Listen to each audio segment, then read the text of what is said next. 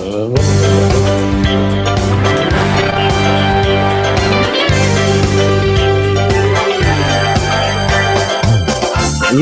to Tanakh Talk. I am your host, William Hall, broadcasting to you live out of Kingsland, Texas, USA. And introducing to you today, Super Singer Sunday. That was brought to you by our friend David. Well, I'll tell you what, it's definitely going to be a super Singer Sunday because we've got a lot of fun stuff to talk about today. And Rabbi, it's so good to see you. How was your weekend? How was your week? My goodness. You know, if I told you, you wouldn't believe me. Actually, you would believe me because you could see it up on the photographs up.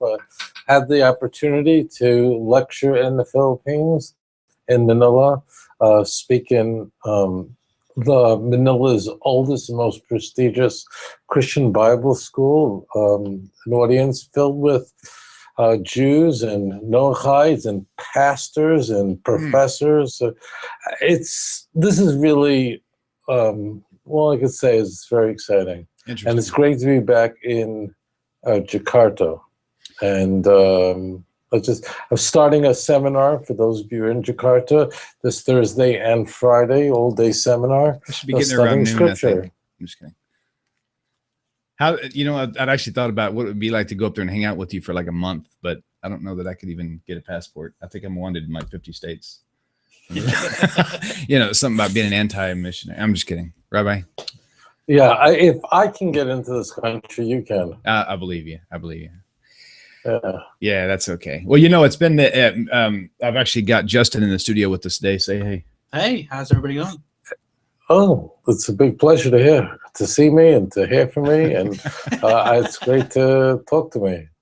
As always. Well, we were talking about you this morning. I don't know if your ears were burning, but Justin was bringing out how awesome it was that you're having the opportunity to reach out more and more to the Christian community than before, more now than ever. And there's a lot more people being affected by the information that you're sharing and others like you.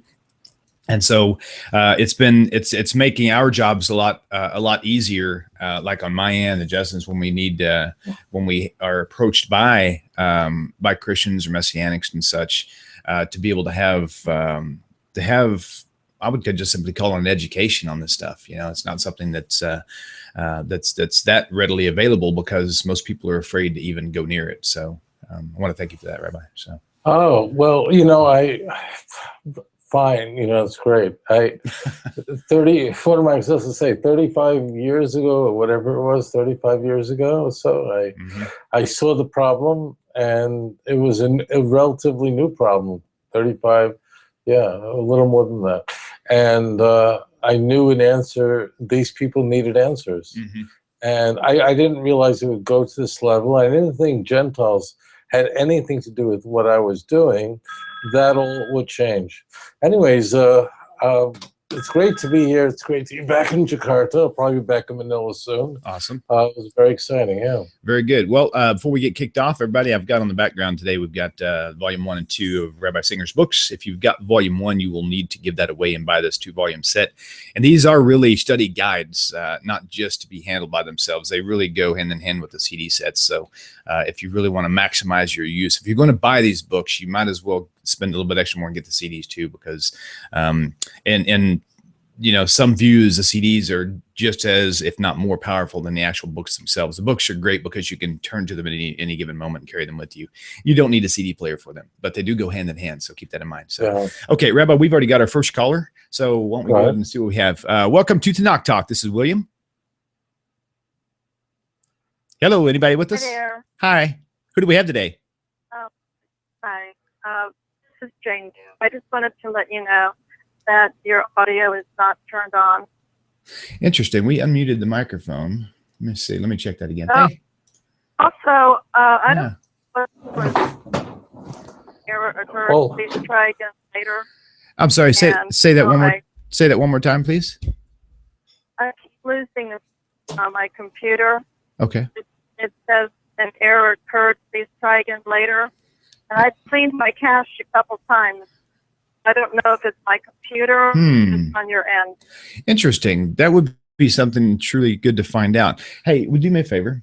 Go and see if we can log on to her computer because she's using a different Wi-Fi, and see if you can hear us. What's going on right now, if you don't mind for me. Okay. Well, thank you for that. I appreciate you giving me the feedback. That's good to know. We're going to keep pushing forward. I'm going to try to get some feedback from another caller on that too. But thank you so much. And hopefully have you tried to reset your computer? Just kind of reboot it? Yeah, I'll go ahead and reboot it. What happens? Okay. Sounds good. Thank you for the call. I appreciate it. You're welcome. Okay. Bye. Bye. On our end, it looks like everything is a go. We've got good sound coming in and out of everywhere. So Justin's going to go give it a test. So, but anyway, so we do have a series of questions already lined up, Rabbi, that have been coming in through Facebook. And this first one is there's a gentleman by the name of Douglas Burks on Facebook. He's not a Jew. He would be, a Ger. He's not Jewish. He's not Jewish. Let's go to the next person. And we so have standards here. I'm kidding. Go ahead. I'm kidding. I guess I would be the exception to the rule because I'm not Jewish yet either. So he's tolerating me, so that's okay. We have a nice relationship. I'm just closing my door right there. Go ahead. That's quite all right. Okay, so Douglas Burks says, I'm in love with a Christian who thinks that Jesus is God. I try, but to no avail to teach her, but she still believes that God is a man. She knows that I do not pray according to her faith, and she's actually okay with that. Can I marry this woman? Oh, okay. All right. And this person's not Jewish, and could he marry someone who's a Christian? Well, as it turns out, this is one of the easier questions that are asked, because on every side, this is not a very good idea. It's important that someone who worships the God of Israel should marry somebody who worships and cherishes the God of Israel and worships no man. As it turns out, strangely, this Christian, whoever she is, she's not supposed to be marrying someone who's not a Christian, because the Christian Bible says that a Christian shouldn't be unequally yoked. So obviously, she can't be that, as they say, from. But the key point is this: it really would be a much better idea for the relationship to develop a little bit further. Okay. It's quite possible these two people care about each other. If he's written in with such a question, he's probably discussed it with her as well. And what I think is important is this is a good test of their relationship. Can the two of them sit down together and say, look, we both want to worship the same God. Moreover, we're not talking about going out on a date or seeing a terrific movie together. We're talking about building a family together. So if we're dealing with two different faiths here, how would we raise children? So there's a practical element. And the reason I raise this issue is that marriage has enough challenges as it is. Certainly don't add more to it. So it's important. I think this is a good test if the two of you, speaking to you and the young lady who you're considering spending your life with, this is a good test of your relationship. Can you work out these kinds of issues together? And work it out doesn't mean like you vote if Jesus is the Messiah or he's God or not. It's really much more interesting than that. Rather, what I think the both of you should say is, we're going to look at this together with an open mind for the truth. Let's seek out the Jewish scriptures together, and wherever that takes us, we'll go together. Now, if she's into that, if that makes sense to her, then you have first of all, you have a child of God. You have someone that you can really build a fantastic relationship with. It really is not a good idea for a married couple to be of different faiths. And this could be true of any faith. As it turns out, a person who's a Noachide who worships the God of Israel should make sure that the father of her children or the mother of his children should worship the God of Israel. That's really important. The Bible tells us this is very important. It was important even before the Jewish people existed that Abraham was ensuring that he had the proper wife for his son. So it's very important on every level of how you choose the person you're going to spend your life with. Bear in mind that getting married, deciding who you're going to marry, is really, really, really not like saying, this is a great date and I really like you and I really enjoy spending time with you. Marriage is about saying we're going to spend the rest of our lives together building a family and building a home. And that home has to be built on a foundation. And if you just have a marriage that sounds like an extension of a third date, that's not a good idea. The foundation has to be a foundation of mutual understanding and mutual worship. It would be, I think it would be a very bad idea to marry someone out of the faith. And this goes for anyone, I mean, the Jew or Gentile. And number two is people get married because they want to bring children to the world. How are these children going to be raised? You're just inviting every problem. So this is a no-brainer. And not only that, this is a great way to see if how well the two of you could solve issues together, could come up with solutions together. So this is a no-brainer. Okay, don't do it. But doesn't mean don't get married. Just sit down and say, this is what I think you should do. Say, look, let's reason together. Let's agree that the Jewish Bible has to be the Word of God. Because this is really easy. This is not Hinduism versus Judaism. She's a Christian. Christians believe that the Jewish Bible is the Word of God. That's important. So you have this common text. Muslims, as it turns out, believe that the Jews messed with the Bible. So they don't completely adhere. They believe the Jewish scriptures is sacred, but they don't believe it's absolutely perfect. But Christians do. You couldn't possibly be in a better situation. And if you can't solve this issue, and I'm speaking to you, whatever your name is, how are you going to solve other issues in a marriage? So I'm sure she's a lovely girl. Please take this in the right context. But I'm really giving you very good advice. And everybody who's listening to the show is going, hey, that rabbi gives terrific advice. He should be doing a Dear Rabbi column. All right, let's move on. Okay, very good. All right, we've got a next caller in. So let's see what we have here. Caller, welcome to Tanakh Talk. Who do we have on the phone today? My name is Michelle. I'm calling from Michigan. Okay. Oh, welcome, Michelle. How are you? Maybe I should turn off my computer. Okay, yeah, that'd be helpful. Just turn the volume down and be fine. Yeah. Okay, so.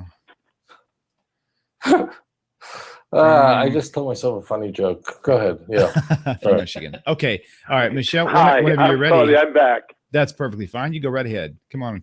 What's your question for the rabbi? I have a question to our wonderful and lovely rabbi, which I love very much.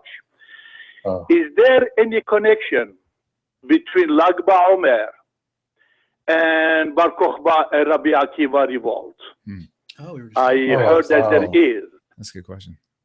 That's a great question. Oh my gosh. That was such a fabulous. Do you speak Yiddish? Could you ask him if he speaks Yiddish? Do you speak Yiddish? No, I don't. I'm sorry. I don't. I know just Hebrew. Just Hebrew. Okay. So, okay. You can hear the rabbi, right, Michelle? You can hear Rabbi talk? I think so. Not clearly, but I can hear him. Oh, yeah. okay. So take it offline. I'll take it offline. Okay. Okay. Thank you for your question, Michelle. We're going to address that question right now. Thank you so much. Thank you very much. You betcha. Bye-bye. Shalom. Shalom. Right. Awesome. Man, that's a cool question. I can't wait for the answer. The question is asked, is there this is a very good question. Like, this is the kind of question that don't come up every year. So this is like one of those really good questions. And this gentleman really has a really good brain. And I know all my Jewish listeners are like, what do you mean? Like, I'm not smart, you're smart too. Just this was really a very good question. So as it turns out, we are right now in the period between Passover and Shavuot. It's a 49-day count fulfilling scripture. And then on the 50th day is Shavuot. It's a great celebration. Of course, we also celebrate giving the Torah at Mount Sinai. The Jewish people had to climb 49 steps. It's 7 sevens until that was complete, and then they were ready. The nation was formed and forged, prepared, ready to receive the Torah at Mount Sinai. Now, as it turns out, the Lag BaOmer, the 33rd day of the counting, that's what Lag is an acronym for Lamed Gimel. Each letter of the Hebrew alphabet, there are 22 consonants. Each one has a different numerical value. Some of your listeners know this. So Lamed is 30 and Gimel is 3. So the 33rd day of the counting is a very special time. It's a time of great rejoicing for many reasons, and to go into all of them will be beyond the scope of this program, but I want to touch on this one point, and that is the first 33 days, which have already concluded, the Jewish people are in a state of mourning. It's very similar. It's a state of mourning similar to the 3 weeks between the 17th day of Tammuz and the 5th day of Av. The state of mourning is such we don't listen to music. We're very introspective. What happened? Rabbi Akiva, who was one of the greatest sages of the Jewish people, he was a man of God. He lived in the 2nd century. 24,000 of his students died during this period in a very rapid rate. Now, his students, to be a student of Rabbi Akiva, you would have had to have been an extraordinary person, because you're studying under one of the greatest masters in Jewish history. But 24,000 of them died. They were all scholars. They were all on a very, very high level spiritually, but there was something lacking in them that brought about their untimely death. And that is that there was sinas chinam. You know, sometimes you see, maybe in the news, it's really ugly. No rabbi likes to talk about this, but the Bible does. The Bible, our scripture is not afraid to be critical. In fact, our scripture constantly is very critical. We're very self-critical people. But as it turns out, although they were scholars, and in any other way they were very deeply religious, there was a baseless hatred between them. There was a fighting, an inner fighting between them, as sometimes we see in Israel. You read in the news, two rabbis won't talk to each other, and it caused a plague because these people were on such a high level. So just like Moses, when he did not conduct himself in the way that God had instructed him, which to us would have been a minor event, or we see in the wilderness, the generation was judged much more harshly for the same exact sin than future generations, because they were on a high standard, so they were judged on a different level. So as it turns out, Rabbi Akiva's students were judged, and they died quick. Now, the question is, how did so many people die so quickly? Because they just died. 24,000 died in 33 days. That's an enormous amount. That's something like 800 people a day. How did that number of people die that quickly? Well, it is often thought that the Rabbi Akiva lived during the Bar Kokhba revolt, which spanned the period of 132 to 135. For those of you who don't know this, the second temple was destroyed in the year 70. Masada was destroyed in the year 73. But then from 70, for the next 62 years, the Jews were expelled, but there was a revolt, and Jerusalem was recaptured in 132 under the leadership of Bar Kokhba. He had very broad support until he was killed, because once he's killed, he cannot be the initiator of the Messianic age. He failed at that task. But the point is, there was, in 135, when the Romans finally destroyed Jerusalem, flattened Jerusalem, they actually changed the name of Israel to Palestine. The emperor of Rome at the time was Hadrian. he wasn't an anti-Semite in the classical sense. He was just really angry, and he wanted to eradicate any memory of the Jewish people to the land. So the students were likely killed during that time. This is a critical juncture because it is that moment that the land of Israel, he will change it to call it Palestine. That's when it happens. He changed the name of Jerusalem to Ialina Capitolina. He changes Shechem to Nablus. He literally tries to de-Judaize the land of Israel. We now dance on his grave. So the relationship between all of that is now, for us as Jews, on the 33rd day of the counting, there's a celebration because the students stopped dying. Now, there are many other things that happened on the 33rd day of the Omer.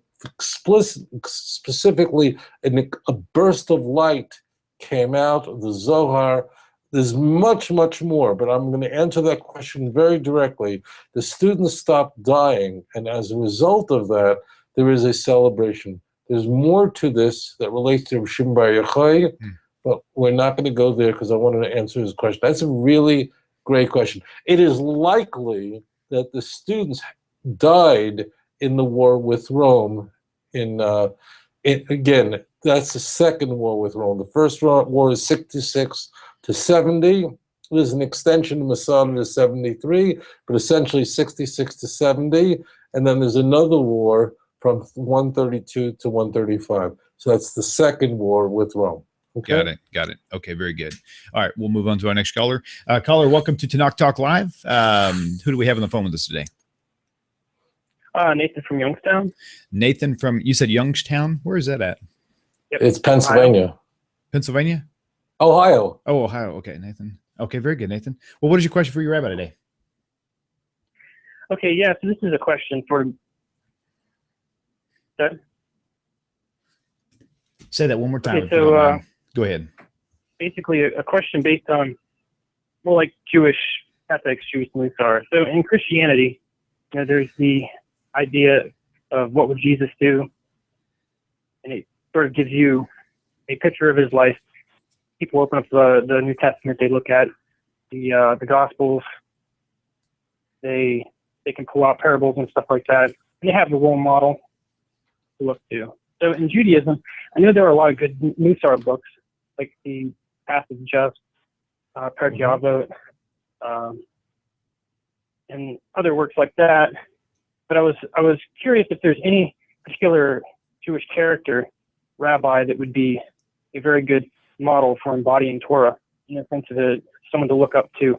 I know, like, there's the Vilna Gaon, who's very prestigious in his learning, but yet in his family life, he was lacking.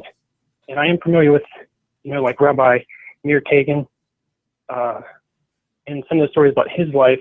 But I was wondering if you had any input as to, good Jewish role models for ethics. Okay. Wow. Could you ask a different question, because that was like a little too good? I'm kidding. that was like, so a rabbi who one should look at for their ethics. So there are many such rabbis, but what I would want to do is this. I would say that it differs based on what you think your soul needs the most of. Some people feel that they're weak in certain areas. So our sages tell us that if you feel that you're weak in a certain area, you should put up fences and you should do anything you can to strengthen yourself in the area that you particularly are weak. So, so for example, if I feel very judgmental, as an example, I would certainly want to emulate Rabbi Yitzhak Levi of Barditchev. He was a great rabbi who was considered the defense attorney of the Jewish people. So that would be the kind of person that I would look to if I felt I was very judgmental. If I thought that I wasn't, didn't give of myself completely to God, I would look at Rabbi Wasserman, who was a great sage, who was in Europe and captured by the Nazis with his students. He was the chief rabbi of Telz, and the way he gave his life for his people with his students. So it really, we are presented in the Jewish scriptures with a spectacular, ecstatic range of colors of people who bring to the table qualities that are extraordinary. So, for example, at a time where I may feel self-righteous, or I don't feel like maybe I'm just not confessing, I'm not coming clean with God, I want to think about King David a lot. I want to have 2 Samuel chapter 12, verse 13 on my mind, because David was someone who made some very serious mistakes in his life. What's very attractive about him is that he said, I sinned before the Lord. So I'd be thinking about Rabbi David when I want to think about confessing. When I'm doing really well and have too many good things going on in my life, I might think about Rabbi Solomon, King Solomon, who had everything and then said it was all vanity. So I rather than be monolithic and say, this is the person, I would really want to ask myself at different, and I do this, of where do I need strength in my life? Now, there are favorite people. Daniel, how could you not be in love with Daniel? So Daniel, very much, especially if you read chapters 1 through 6 in the book of Daniel, I mean, how could you not be in love? I mean, you not go crazy when you read about Daniel. So the answer is I pick from the palette of what I need for that moment, where I need strengthening. Rabbi Eliyahu Dessler, he was a great man, a man of Musar. His 3-volume work, I think, would be very important. They're just great. Rabbi Avigdor Miller, Rejoice, O Youth. I think it's Rejoice, O Youth, yeah. Rabbi Avigdor Miller's books and his audio recordings are fabulous. Fabulous. He passed away a number of years ago. I used to study with him and go into his classes with hundreds of people in New York during the 70s. So it just really depends on what fits. And, some people, a certain kind of rabbi works, and for other people, it doesn't. It really, it varies quite a bit. That's my answer. It really is not one person. It's what works for you. That's interesting, because that's an argument that really still should remain an argument. Is we don't even know that what is taught. In fact, we assume that what is taught about Jesus in the New Testament is all fictional anyway. Not necessarily that he didn't live, but the fact that he lived without sin, and that he was like the perfect sacrifice and all this other stuff. So really, it's just not a realistic claim anyway that this one person has gone like without ever having any type of sin or sinful thought or sinful feeling or anything like that, because it even says in the New Testament that he was tempted like any man. Or what was that New Testament thing that talks about where Jesus? But anyway, so it's in the book of it's in the book of Hebrews, where we are told that through his temptation and so on, he was refined, but and through his suffering, really, he learned. Oh yeah, that's right. The problem is it's hard to learn from someone who's tested when the tests don't make sense. Mm-hmm. That means, you see what Jesus is if I was going to invent a religion, I would invent Christianity. I would never come up with Judaism. I would want my God to be 6 feet tall, to have perfect hair and have no bad body fat. I want him to be a perfect man who maybe looks a little too Swedish, but that is exactly how all the gods look. The only thing is you can't relate to it, because here's the key point. He really, if he was God manifest in the flesh, as the church asserts. It doesn't assert that in the Christian Bible. It's going to assert that a little bit later on in the 3rd and 4th century. But you could certainly see that trajectory in the Christian canon in the New Testament. We're going from an adoptionist type of gospel, where Jesus is adopted by God at his baptism. That's where we're introduced to Jesus, all the way up to John, where we have a prologue. We have our higher Christology. We could see with this thing as flying, we see the trajectory that we're going to wind up at Nicaea. It's very clear. If you want to know how did this sect of Christians go from an inauspicious group of Jewish followers of some whatever it is to Rome, how did it get from Jerusalem to Rome? It isn't hard to figure out. But here's the key point. If you are God, if you're the Son of God, what is the big deal that you never sinned? In fact, it means nothing. That's like me saying my computer is really holy because it never ate pork. Well, that's ridiculous. Right. That means it doesn't make sense. So people say, but according to the Synoptic Gospels, he was tempted in the wilderness. Well, they don't even agree what the temptations are, but I want to ignore that. We are to believe that Jesus in the wilderness for 40 days, okay? And he's God, and he's hungry. And what's the temptation? God is going to be fed by Satan bread that will be, like what? Like God needs bread? That's a temptation? That's not a temptation. A temptation is that you're on a conference, you've gone to San Diego for a conference, and when you're there, and your wife is not with you, or you're in Las Vegas for a symposium, and your husband is not with you, and then you have to remain faithful in a time of real temptation. Mm-hmm. God doesn't need bread. What does it mean? I'll take you to the top of the temple, jump off. That doesn't make any sense. Now, I should mention, it makes not a lot of sense, but a little bit of sense, because the New Testament authors, particularly the synoptic writers, do not see Jesus as God, but rather very subordinate to God. But he is still the Son of God. He's way out there. He can't do anything wrong. So therefore, there's nothing.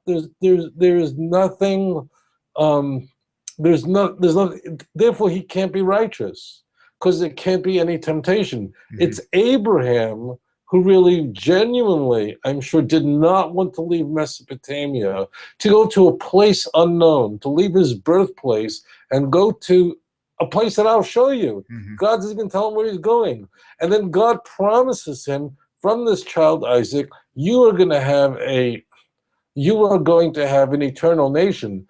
Many people think that the Akeida Yitzhak, that when Abraham was called to sacrifice his son, many people think that the test there was he willing to kill your kid. That is a mistake. That is not a proper understanding of the passage.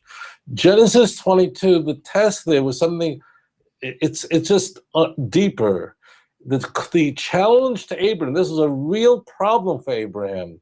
The problem was not his child, not the killing of his child as much as it was that God had already promised him, going back to Genesis 17 at the end of the chapter, and then of course the angels confirmed that in Genesis 18, and so that child is coming eternal nation. Well, as it turns out, Isaac didn't have any kids at the time, which meant that Abraham is the person who used his intellect to come to know about the God of Israel. He had to be willing to go, wait, how is that promise going to be kept? That is a real test. It is not a test. If you are born of a virgin, okay, if you're born to a virgin, then and you are God walking around with 2 feet and a bladder and a couple of bladders and a liver and a couple of kidneys, but you are God. It is not a big deal that Jesus did not go to a strip club. I'm sorry. Right. And I'm really not, those of you Christian, if you're offended, I care. I don't want you to be offended, but I don't care, because I need you to think. Could Jesus really have gone to a strip club? Could Jesus really have gone to a place of prostitutes and have 5 women from Jamaica? And the answer is, Of course not, you're saying. He would never do. He's the Son of God. Well, if that is not tempting to him, then I can't relate to him. I can't be like Jesus. I can't relate to that. You know, what I'll just say this, you know, in scuba diving, as it turns out, I just had this conversation today, you know, where there are the great beaches, where women are walking around basically completely undressed, there is no diving there because sand and diving don't mix.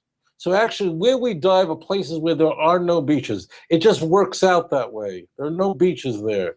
So the answer is, if you're talking about a guy who can go to a beach where people are walking around almost completely undressed and it means nothing to him, then I can't be like him. I can't strive to be, because that's like me trying to be like Windows 7, you know, Ultimate. I'm going to try to be like Windows 8.3. I can't be a computer. So the whole thing collapses. It makes no sense. What is very attractive about Daniel, what is very attractive about Job is these were real people who really struggled and they came out on the right side. And that's precisely what I seek to do. That's what you seek to do, William. That's what our listeners seek to do. But if I tell you, be like the Archangel Michael, or what?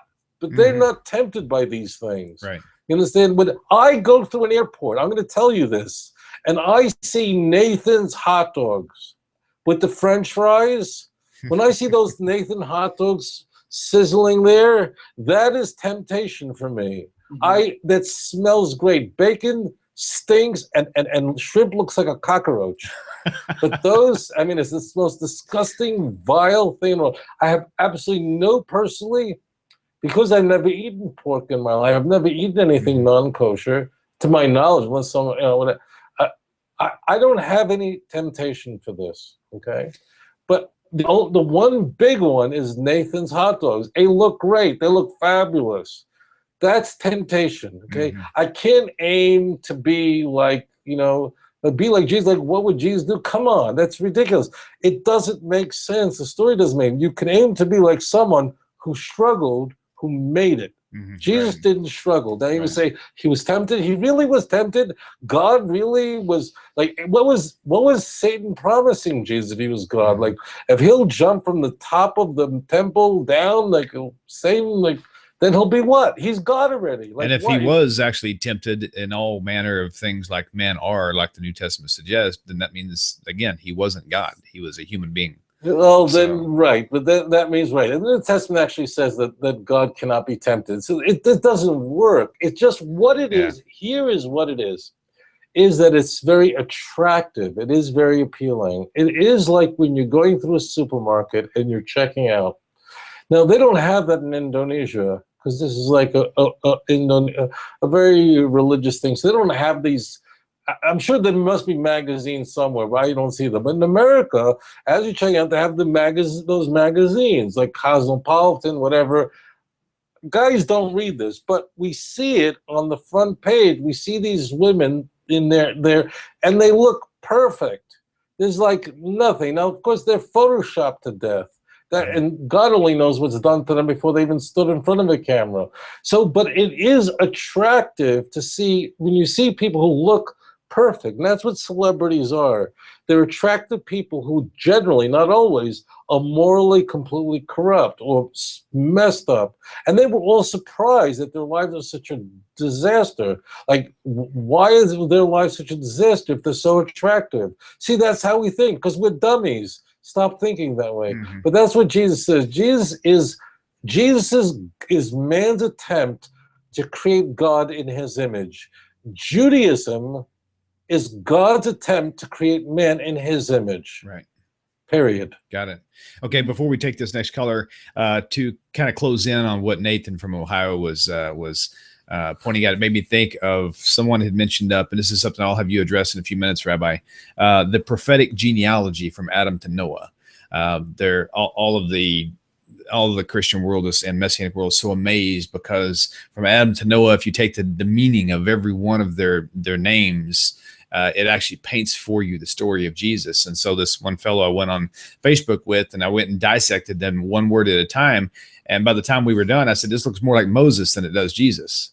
you know, and then all of a sudden he just kind of changed his opinion. But that doesn't matter. But I do want you to comment on that a little bit, if you don't mind. So right now we've got David from Ocean Park calling in to hear Super Singer Sunday. David, how are you, sir? Thank God, Baruch Hashem. But I thought you were going to do it with your disc jockey voice. I didn't know I had a disc jockey voice. You did a couple of weeks ago. Oh, right. I have to give the. I'm required to say where I got this question from, or okay. the idea from. Metzudak Kuzari by Rabbi Avraham Davis and Hagaon Yecheskel Sarne.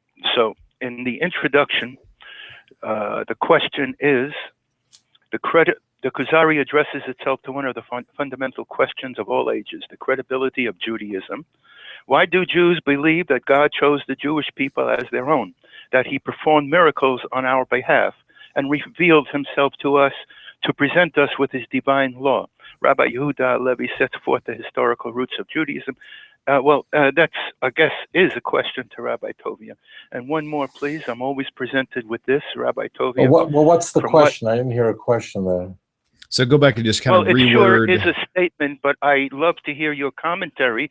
Why do Jews believe that God chose the Jewish people as his own, and that he performed miracles on our behalf, and revealed himself to us to present us with his divine law?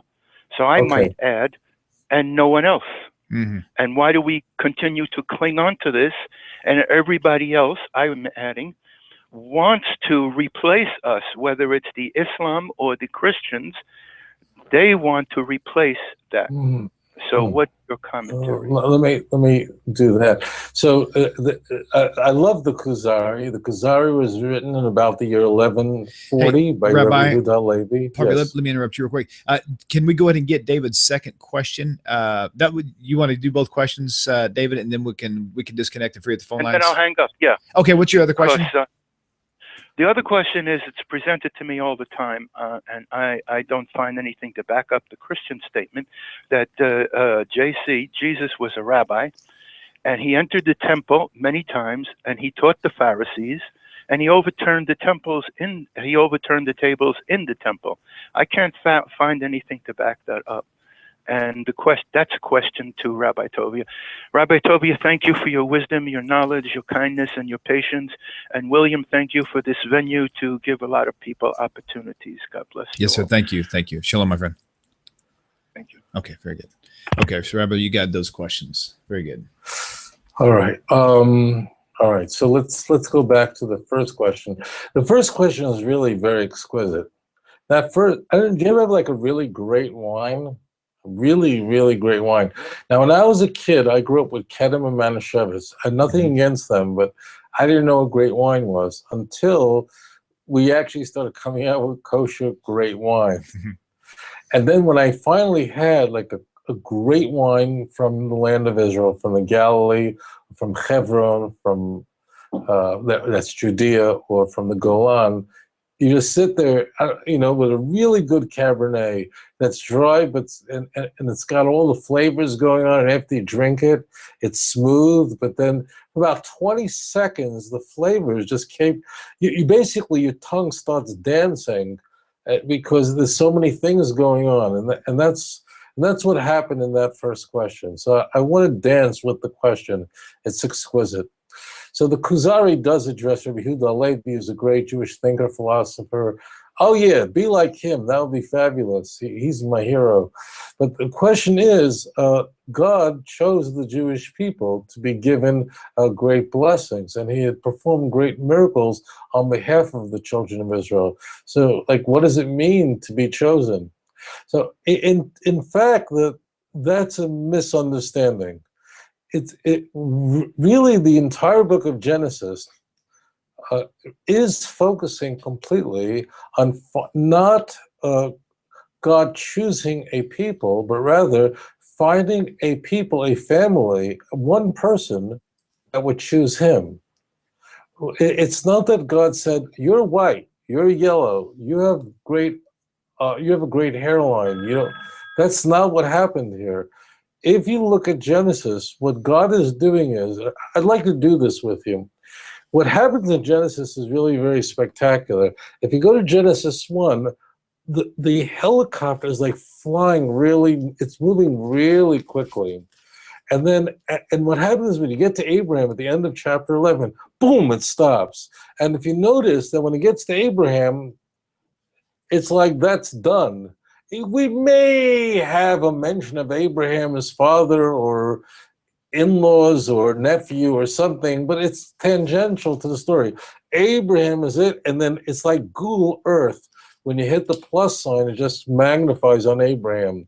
What God is doing there is he's not choosing somebody, but he is looking for someone who would choose him, and that would be Abraham.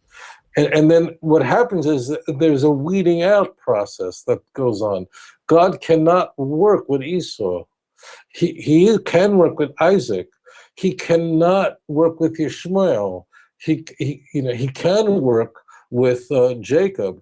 And Jacob's 12 sons, they are not perfect. However, God can work with them. And what we have toward the end of the book of Genesis is essentially forging the royal family of those who would choose the God of Israel. And then, of course, toward the end, we are, of course, God is now weeding out to find who would lead the nation. Judah is going to emerge. Joseph is going to emerge. Very large here. And, of course, we will see that in Genesis 49, where the preeminence of leadership, the blessings of leadership, is bestowed on the descendants of Judah, who would ultimately be he is the progenitor of the Messiah, of King David. All these great people. What makes David exquisite is not that he was perfect. David did things that none of us have. What makes him so attractive, at least for me, I'm not saying to you, think like me, be like me. I'm just saying to you, for me, what makes David so attractive is not that, it is that he said, I stand before the Lord. He didn't give excuses. He didn't go but. Right? That's what's very unattractive about Saul. What's attractive about David is not that he was perfect. I don't need a man God. I need a man who's after God. So that answers the first question. Now, what happens is once that's locked up, God had made a promise to Abraham that from him would come forth a great nation. Genesis 15, 16, 17, that's all over the place. Now, the promise is affirmed with Isaac and then reaffirmed with Jacob. Once it goes to Jacob and his 12 sons, it's locked. Now, at that point, now God has a covenant. He has a promise, and he cannot break that promise no matter how much the Jewish people sin. It's an Abrahamic covenant. It is forever.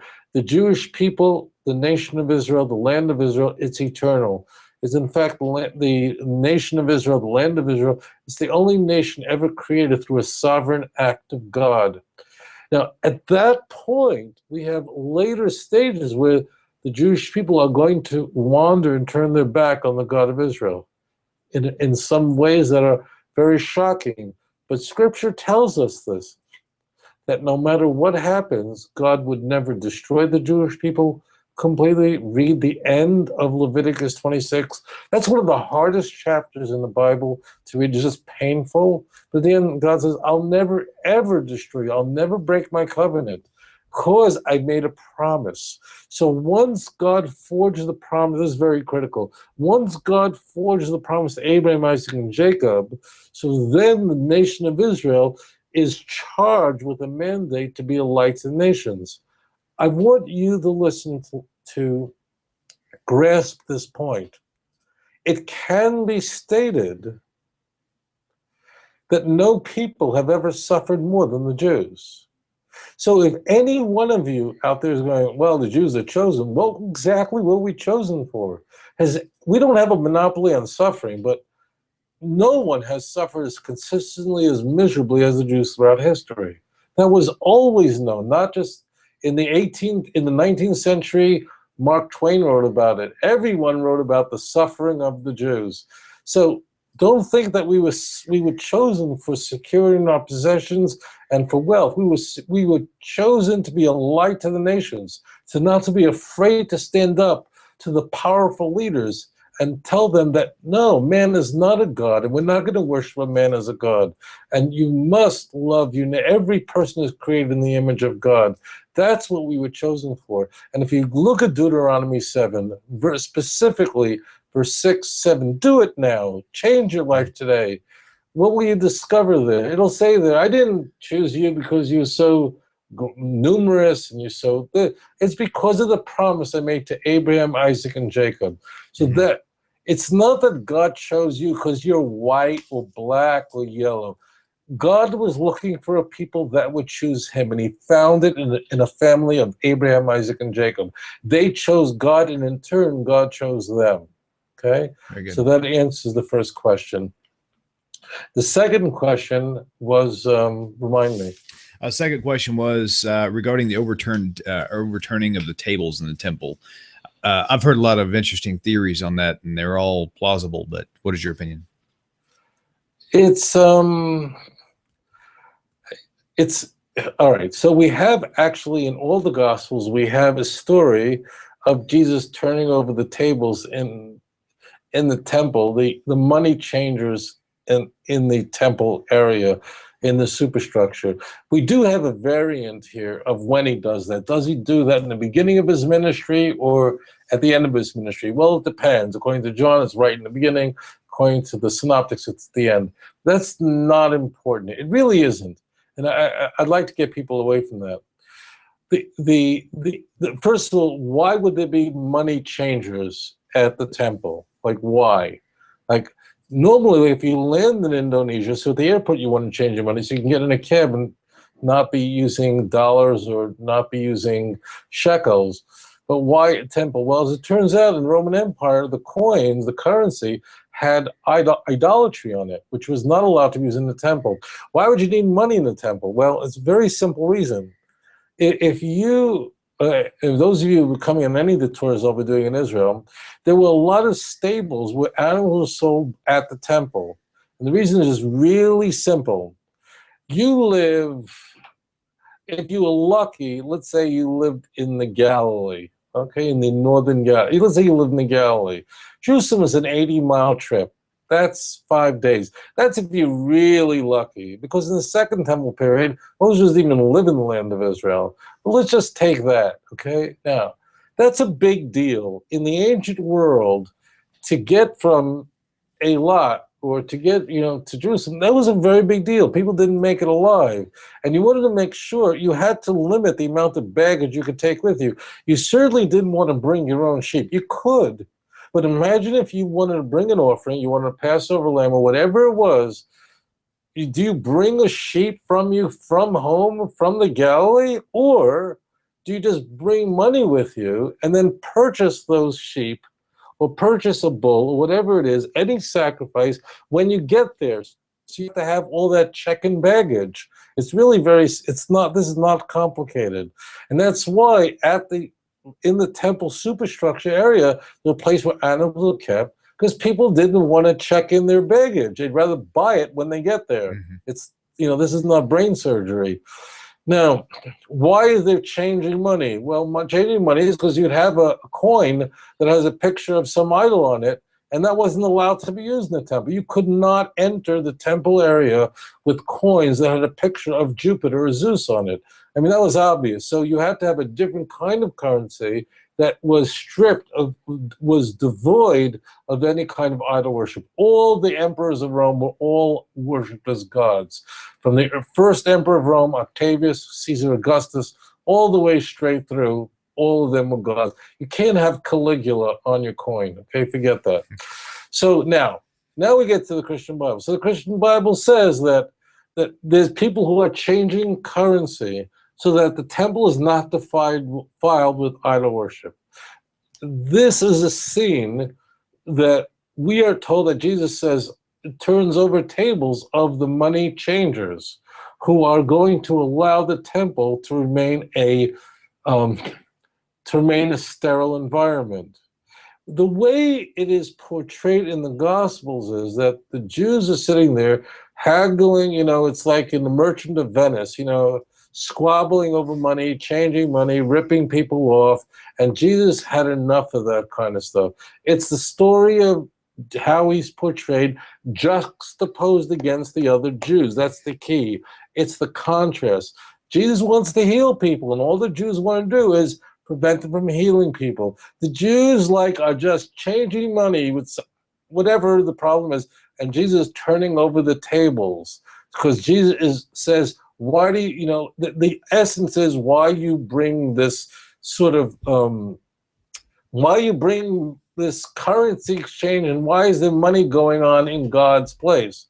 Well, to the average Christian, Jesus looks like the great guy. Like, what are you doing business in God's place? Well, as it turns out, that was really important not to bring idols. It's just the same reason if you're married, don't bring home naked pictures from Playboy. Like, don't bring it home. I mean, don't bring home whatever they have, Playboys, whatever it is. Don't bring that kind of garbage into a synagogue. That's all. I mean, that's not complicated. Don't bring Playboy into the synagogue. So if someone is, that's all it is that is a sterile environment. It had to be kept ritually clean so that there was nothing impure that went in, but also no idols that were going in there. But the way for the Christian, these are very powerful stories because Jesus stood up to the authorities. He stood up to the people who were abusing things. And of course, the way the story is written, in the gospel, it does portray Jesus as trying to get rid of corruption. Jesus is above everything. So, I mean, if you're writing the book, you can write whatever you want. It's that's the point of the money changer. Okay? Very good. Okay, Rabbi, we have another caller on the line right now. Caller, welcome to Tanakh Talk Live. Who do we have on the phone with us? Yes, hello. Yes, shalom. Who do we have on the phone today? Yeah, this is Joseph. Hello, Joseph. Where are you calling Hello? from? Yes. Yeah, I wanna ask the rabbi a question, and if he can address an issue that's going on, is happening now. He spoke about Nathan's sausage or hot dogs and ballpark. Can he address about Hebrew National? What do I mean by this? It has even the name Hebrew, but it's a movement that they are dressing like Jewish, using everything, using all the prayer book, everything, and then they go even to some Hebrew schools, and they haven't left JC behind, But they say that it's not a sin, it's nothing, because they don't consider him as a god or as a Christian view. But they take the claim that there are some movement also in the Jewish community that they say that the rabbi is the Messiah, and that he died, and that the Rebbe is gonna come back, and through some movement also in the Jewish community that they say that if you don't pray through the rabbi, the Hashem doesn't listen to your prayer. So they say, what about them? They doing the same. So why can't we now take JC like that? Okay, Joseph, give me 1 second. So that's the question. Justin, what will be the difference between them and the others? Okay, hang on just a second. Justin, what was your feedback on that? He's talking about there's a small minority in the Chabad community. I know they have a rabbi that they considered as the Mashiach, but there's a very small minority that I've heard that I haven't really talked to him about that, but some of them believe he's God himself. And what he's asking is, what's the difference between Christianity and that very small minority within a Chabad community that believes that the Lubavitcher is God? Is that about right, Joseph?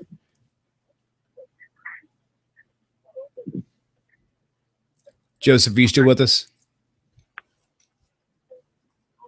All right, let's cut that through. Okay, I think we lost that call. So, okay, go ahead, Rabbi. I don't think he was asking about the Rebbe being God in any way. The question is, what about, there is a sect of, I remember the Rebbe, the Lubavitcher Rebbe. I had met him. I've been blessed by him a number of times. One of the greatest men I'd ever known. And I thought during his lifetime that maybe he could be the Messiah. I didn't know. He certainly seemed to have some of the qualities that I would look for in the Mashiach. Now, he seemed to have that kind of character, but when he died, of course, he could not be the Messiah. Now, when he had a stroke and then a second stroke, and the second stroke was really catastrophic. The doctors, he was at Mount Sinai Hospital at the time, and the doctors had conveyed that, in fact, he was not going to recover from this. And his followers, who were most zealous, who were so consumed with him, said, and I remember this, he was at Mount Sinai Hospital in New York. It was a long time ago, but basically it was very clear that this stroke was so catastrophic, there was no way medically he was going to recover from it. Unlike an earlier stroke where he was able to had a recovery, but he was injured. So all of his followers said that he's going to survive this. Miraculously, he will recover. I remember this like it was yesterday. And then people will know that he is the Messiah. So they were very consumed with him rather than his message, I think. Now, what happened was he died. And when he died, there was a shift. So his surrounding disciples, like Rabbi Kerensky, his personal secretary, those close to him said, well, it's moving on to whoever is, he's not the Messiah, and that's the end of it. But there was this because he died, right? Right. That was that was one of the main things. Okay. Because what happened was, it's not people were walking around, he's not the Messiah. What happened was there was this sect, and it was the same people, the same characters. I didn't mean that in a disparaging way. It was the same group that said there's no way he's going to die. Now, naturally, everybody, we don't want anybody to die, but there was a group that said specifically that he can't die. That in fact, him surviving this catastrophic stroke, which had done so much damage to his brain, that would be the miracle that would show that he is the Messiah. It was that same group who said he couldn't die, that when he died, they said, aha, he's supposed to die, but he will resurrect from the dead. So what we find there is a group that is not looking to the Bible and then seeking to apply it, but they were in love with someone. And, maybe if I lived during the time of Daniel, I might go, I don't say go nuts, but it might injure my judgment because he was so breathtaking. He was he was the giant of the 20th century who not single-handedly, but almost single-handedly saved the Jewish people during the darkest moment. I mean, he was so special. So I can see how people can just go, wow. But what happened was, if you follow it, if you follow the behavior, you have these people who are not saying, okay, this is what Scripture says, let's apply it. But what they're doing is, whatever he did, it suddenly became, well, that's what the Messiah is supposed to do. They were constantly what's called reverse engineering. And then looking for some sort of text, some sort of verse, some sort of passage that would then support that. You got it? So they reverse engineered. You don't need to do reverse engineering when you're dealing with reality. Now, people, sociologically, one may say, well, that might have happened in the early first century. I would, of course, stay very far away from making the comparison because there is a sociological comparison where, first of all, we don't know exactly what happened in the first century. We actually have no contemporaneous information about Jesus at all, zero. Right. So we're going on nothing. So we really can say, but let's say we run that he was one of thousands of apocalyptic eschatologists at the time running around saying the world is coming to an end, and got crucified because the Romans didn't like that kind of talk. Hundreds of thousands of Jews were crucified for treason against the empire. That's what got you crucified. Saying that the empire is coming down and God's kingdom is coming, crucified. That was it. If you robbed a bank, if you raped someone, you did not get crucified. You got now. So therefore, maybe sociologically there might have been, but Christianity made Jesus into a god and said you don't have to keep the Torah. Moreover, Christianity said, the early Christians said, if you don't believe that Jesus is the Messiah, you're going to go to hell. No Lubavitcher ever, I don't care how off the wall, as long as he's not on medication. Again, this is an extreme group. This is an extreme sect. It has kind of receded over the years, but none of them say that if you don't think the Rebbe is the Messiah, then in some way that injures your relation with God. So that's also, the differences are far more striking than the similarities, but that similar point obviously sort of hit the Jews in the gut. That's the answer. So the answer, it is problematic, but Christianity is going way in a different direction. These people, whoever they are, if there's still some of them around, I guess, I don't know, but none of them are doing what Christianity did. None of them are saying you have to believe the Rebbe is the Messiah in order to be saved in any way, to have a relationship with God, you can't eat from anyone else's food, that you don't have to keep kosher. I don't know. I've never, ever met a Lubavitcher who said that he's divine in any way. I heard somebody claim it. Some said that. But I want to just share this, and let's go to the next question. Okay. I want to share this a very brief thing. I was lecturing in Seattle, Washington, and it was a whole weekend lecture series. I was the scholar in residence there. And I had my last presentation was Saturday night. I don't recall when Shabbat was over, but my lecture was scheduled relatively close to after the Sabbath was over. And the reason is I had to fly back from Seattle to Newark Airport for a lecture on Sunday. So I was on the red-eye flight that departs Seattle. It's something like 10:30 at night. At the time, it was a continental flight, nonstop red-eye, leaving Seattle at like 10:30, arriving in Newark at like 5 o'clock in the morning, something like that. Okay, here's the key. I gave a lecture about Christianity. I presented a lecture, and it was the rabbi who introduced me said to the audience that explained that after the lecture I won't be able to take questions because Rabbi Singer has a flight and he has to get on that flight. Okay, so please understand that when Rabbi Singer concludes his program this evening, Saturday night, he's going to leave immediately. That was the arrangement. It was a fairly large audience of quite a few hundred people, and they asked to please let Rabbi Singer leave. The car was waiting for me right in front of the synagogue. And we had to tear out, just leave to get to Seattle, Washington, so I can get back to Newark Airport. Okay, that's the case. Now, I do my lecture, I present it, and then I thank everyone, and then I leave. And as I'm running out the door of the synagogue in Seattle, two Lubavitchers, two Chabadniks are running after me. They've got long black coats and their hat, I knew who they were. And they asked, and I was talking about Christianity at my presentation.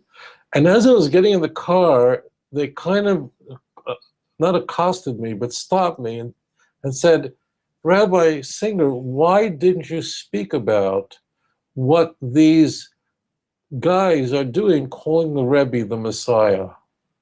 Why didn't you address this problem? So these were Lubavitchers, Chabadniks, members of the Chabad community, who were so enraged that other people calling themselves Chabadniks consider the Rebbe still the Messiah. They stopped me and said, why didn't you speak? Why didn't you address that? In fact, the Chabad community feels that this sect actually defames and defiles the memory of the Rebbe.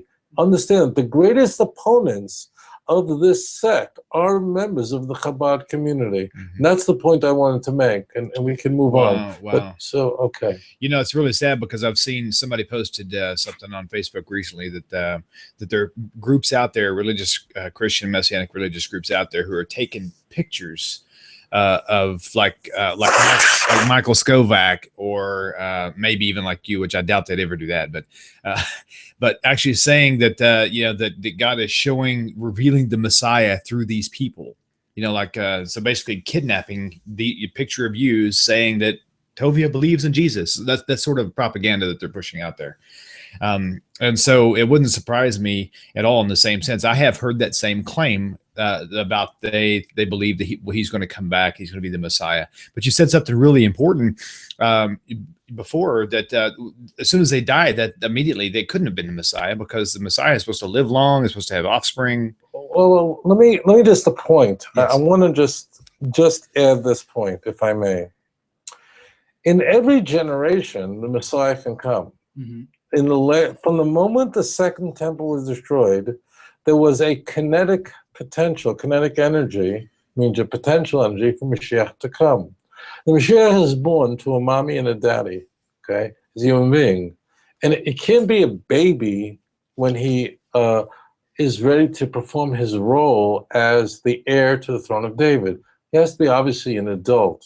Now, therefore, in every generation, there is somebody right now who has the kind of character, who is from the house of David, who is ready at any moment, if he is called, to usher in the Messianic age. It's not that he's going to do it any more than Moses parted the sea, but God will use him as his vessel. That means it's possible that the Rebbe was the Messiah for the generation, but the generation did not deserve it. That's a very important point. I am not saying he was in any way. I am not a member of the Chabad community. I love these people, and I love the Rebbe, because he was one of the great giants. I mean, I met Rabbi Moses Feinstein. I wish I would have met the Chavetz Chaim. He died long before I was born. But of course we love him. But I want to just a key point. Any one of these giants, Rashi was from the house of David. Rashi had the right lineage to be the Messiah. I'm not saying he was or isn't. And if this is too complicated, just shut this off, because I don't want someone quoting me and saying, I think he was. This is a subtle point. Every generation has to have a human male descendant of King David who is ready at any given moment, when Isaiah 59 verse 20 is fulfilled, that the Redeemer will come to Zion when Jacob repents, when a remnant of Israel completely repents. And it looks like it's happening now. I don't know this, but it's sort of everything feels that we are right there.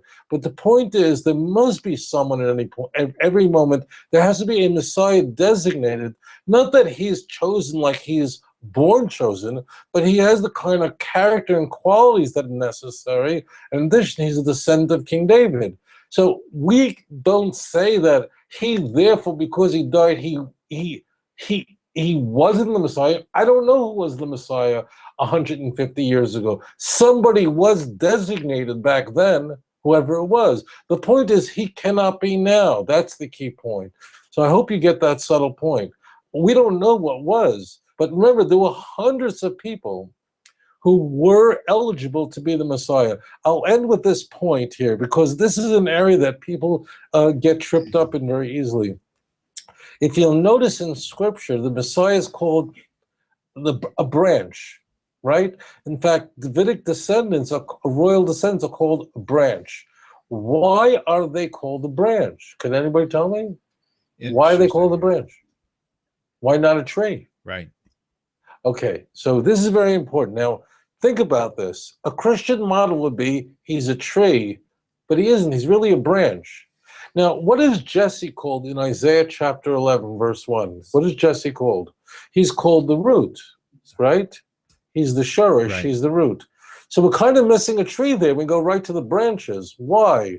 Because on any given tree, a tree has a root, and that would be Jesse. And then there are, any given tree, an oak tree, whatever, there are hundreds, maybe some trees have thousands of branches. There are thousands of people who are eligible who sit on the throne of David. That's why it's called a branch. This is not advanced, theoretical physics. That's why it's called a branch, because there are hundreds of messiahs, meaning hundreds of people eligible to sit on the throne of David. It's just going to be one of those hundreds of branches. And that's the point. People coming from the church smell from tobacco. I don't take that personally, but the smell is there and it affects folks.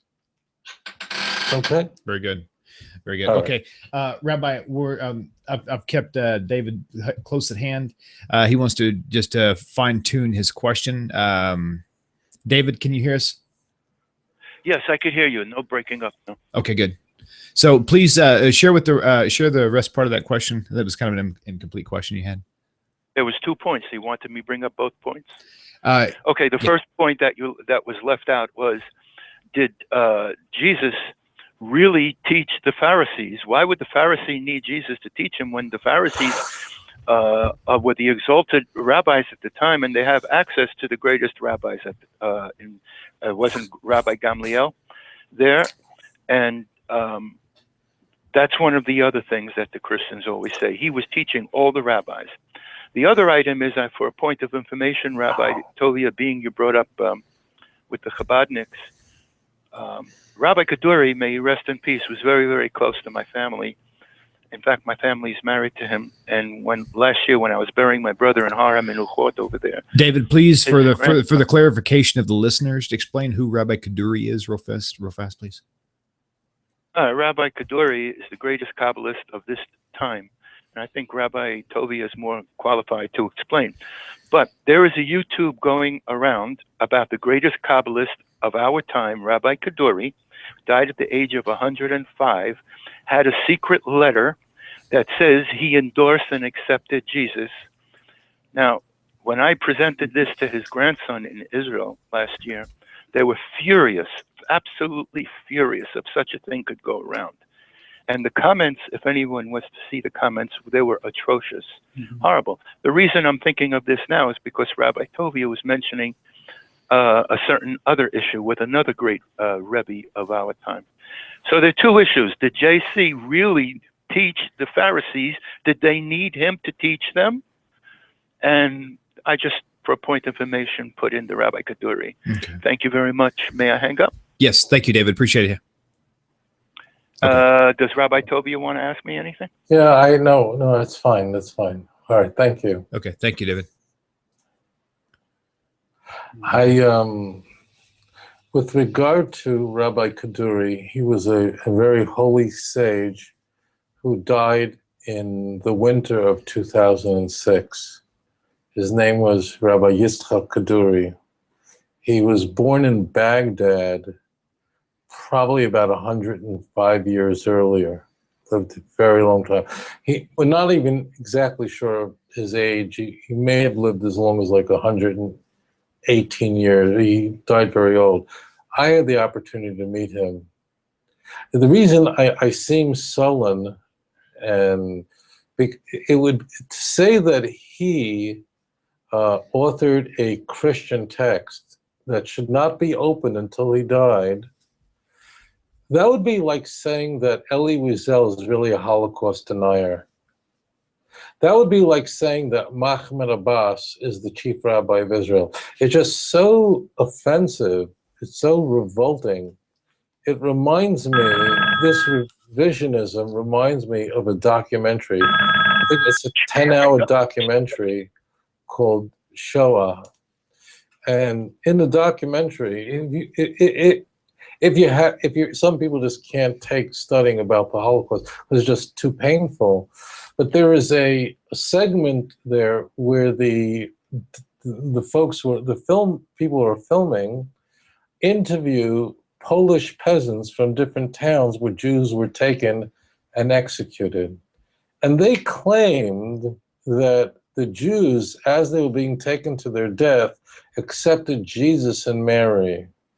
there are Christians that say, I'm not kidding, that in Auschwitz, in the gas chamber, and I just heard this about a week ago from a Christian, that in the gas chamber, an angel went from person to person in the gas chamber, preaching the gospel, and the Jews in the gas chamber accepted Jesus as the Lord and Savior. So to say that Elie Wiesel, or to say that he was a Holocaust denier, that is so offensive. Rabbi Kaduri was a staunch opponent. I don't even know the words to use. That's like saying that Moses was a Hindu. God forgive me for saying that. I mean, that's just repulsive. I have spoken to the family and to the students of Rabbi Kaduri. They don't know what letter they're talking about. They have no clue what they're talking about. Of course, people are very offended by this. People are just like people are offended by Holocaust denial. Why are we offended by Holocaust denial? Because it shatters a legacy, and it's just disgusting. It's repulsive. You know, there's another issue there that I just thought of too, Rabbi. You know, in the New Testament, it says, anybody who denies me before man, he will be denied before my Father in heaven. That's what Jesus said. And so in essence, if Rabbi Kaduri knew this while he was alive and refused to tell anybody and supposedly left a note, it's nonsense. It just doesn't. You know, let's just drop it, because it is vomit. It really is. It's very repulsive. It's very, very offensive. It's very offensive when people say those who died in the Holocaust accepted Jesus at the last moment. It is really, really offensive. So let's just move on, because everybody has like a level of what they can handle. Rabbi Kaduri, I knew Rabbi Kaduri. I wasn't his closest disciple, but I knew him. He was a staunch opponent of Christian teachings. He was a staunch opponent of missionary activity in the land of Israel. He would shake when he was told about the missionary groups that came to Israel to convert Jews to Christianity. He was one of the greatest supporters of rabbis who devoted their lives to opposing Christian missionary activity. I mean, so again, to even go beyond that is to lend, I mean, just to me, maybe someone else has a lot more patience than I do. It's very offensive stuff. And people are going to feel hurt. Let's move on to, what was his other question? When people ask me, why would Jesus do anything? First, I want to say something about the term JC. A lot of people don't want to say Jesus, which is understandable. Exodus, Lo Yishom Al Picha, people don't want to say the name of a founder of another religion. I understand that. But actually, I say to everyone, just don't say JC if that's how you feel, because JC is an acronym for Jesus Christ. So you're actually saying, you're calling him the Messiah. It's better to say Jesus than say JC. JC is a very bad idea, okay? Because JC, I know it's not intended, but I hear my brothers and sisters, whether they're Jewish or B'nai Noachides, referring to him as JC because they don't want to say Jesus. Stop that. I love you, but stop that kind of nonsense, because you are saying JC. You're saying Jesus the Messiah. That's what you're saying.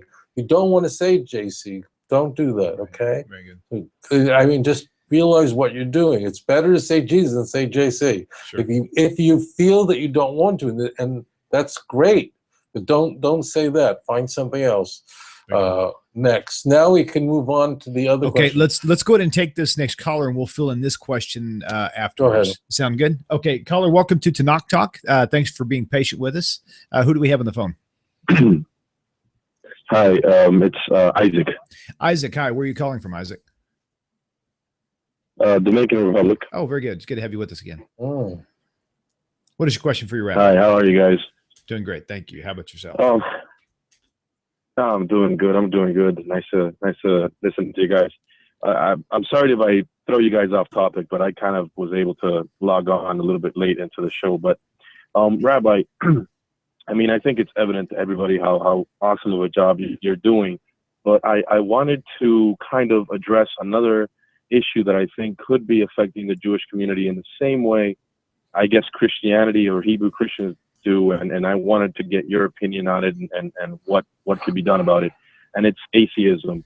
For example, in my particular case, I was an atheist for many years, and only after studying and running into people like you is when I kind of came back to my senses. But to one point in particular, when we go to Daniel 9, I don't want to refer to Daniel 9 in the sense of how Christians interpret it. I forget that. I already know enough about that, and obviously you've learned it through you, so thank you. But Daniel 9, it's kind of like a prophecy or a vision, I don't know, but it's very striking because it predicts a lot of things that end up happening in history, and you can actually measure it. So what I hear from atheists and the secular side is that, well, Daniel 9 was written after these events happened. But when I looked at when the secular groups think Daniel 9 was written, it was still before some of the stuff that he talks about in his vision. So I'm not sure if you can talk a little bit about that and kind of see if you're at some point going to address atheism in the Jewish community and whatnot, and address that particular point about Daniel 9 and what the secular scholars say about it. I'm going to hang up now. Thank you. Thank you, Isaac. Have a good week. Thank you, Isaac. And I thank you. I just love you guys, and it really breaks my heart that I love you, William Scott Hall, and I'm so grateful that we do the show together. And I'm very happy for whoever invented the internet that this is possible to triangulate and bring people from around the world. If you were in my audience, Isaac, I would hug you right now. I'd get off the stage, I'd put down my mic, I'd walk out to the audience, and I'd give you the biggest hug. I love you, man. I love you so much. I love your question. And I wait years for this, years for a question like that. And I want to explain what this is about. Isaac from the Dominican Republic spoke about a very serious problem, and it's atheism. Now, as it turns out, Judaism does not take theologically, we don't take atheism seriously. Because we take it seriously because it obviously is doing a lot of damage to the children of Israel, and children of God. Makes a difference in Jew or Gentile. Because atheism means it's someone who believes, it's a religion in the sense of a belief system saying that I don't believe in God. You can't prove something doesn't exist. So it is a belief system. Agnosticism says, I don't feel that I have enough information to conclude there's a God. That is something that someone can address. But the moment someone says, I'm an atheist, they're in another ballpark, because that is not a knowledge issue. That's saying, I oppose God. Now, in classical Jewish thought, everybody in their heart knows that there is a God. Everybody knows inside. Everybody. But why? We're created in the image of God. Our voltage matches heaven. We're aware of it. No animal, no cat or dog. I know you love your dogs out there. I know you adore your little cat. But your dog and cat does not know there's a God. It displays God's wisdom, but it doesn't know there's a God because it's not wired for it. Doesn't have a receptor for it. We do. We can pick that up. And we pick it up real fast. Atheism is a rebellion against God, by definition. And it says in Psalm 14, only a fool says in his heart there is no God. With your lips, you could say that anything you want to, but really, there's no God. Like, it just all came together. Like, women get pregnant and milk comes out of them for babies. Like, that just happens. Like, what? Okay, so, all right. Now, we're going to move on to Daniel quickly because this is important. Opponents, enemies of the God of Israel. And I think that most atheists in the West really, people who call themselves atheists or people who are agnostics, they're really very troubled by Christianity. I listen and study the writings and works of these atheists, and I read a lot of it.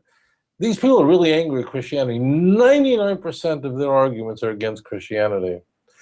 Not really Judaism, because I'm going there going, well, what does that do with me? You ever watch these atheist teach or whatever?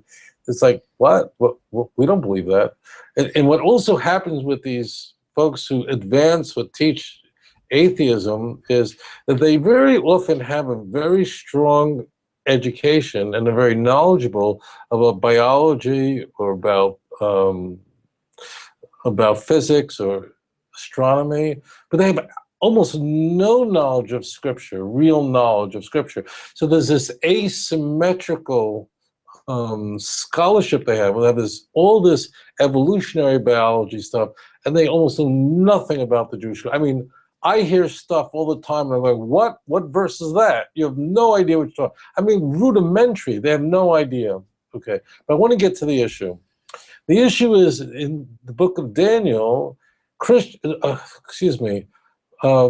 Atheists have a problem. I'm going to be using now the word atheist because it works really well. They have a very big problem with a lot of books. Why? Because there are many prophecies that have been fulfilled. We have, for example, Daniel chapter 10 and 11, which very meticulously maps out Jewish history that hadn't yet happened. Daniel lived during the Babylonian exile. He was a contemporary of Nebuchadnezzar, the king of Babylon. In fact, he worked for him. He was employed by him.